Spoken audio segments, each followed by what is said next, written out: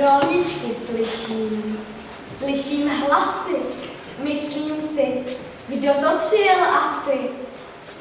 Dlouho už neviděl jsem sáně a proto toužím dychtivě podívat se zas jednou na ně, pohladit koně po hřívě. Však venku nikdo, jenom brána do pola sněhem zasypaná. A slyším hudbu, nechám všeho, jdu přivítati neznámého. Kdo je to? Slyším, někdo troubí, housle se ozvou k tomu vráz, i basa, která zpívá z hlouby. Nic, jenom tma a ticho v domě, opírají se silou o mě. A v koši u psacího stolu hryže si myška, my dva spolu známe se dávno. Tiše vklouzla tak jednou ke mně. Od těch dob je pokoj stále plný kouzla. Jen prosím neplač, nerozlob tu přítelkyni malých dětí.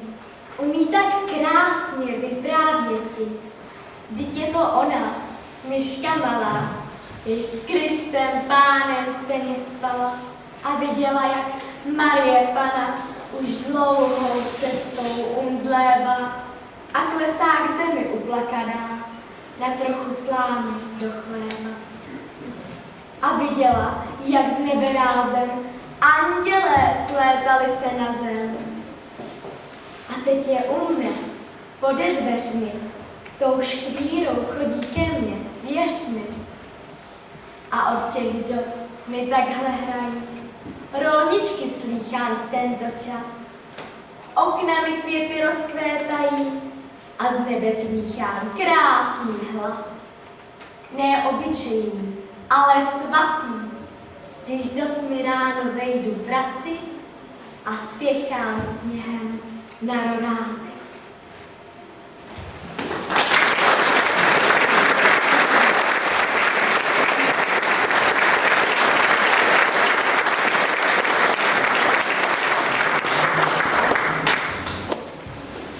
Thank you.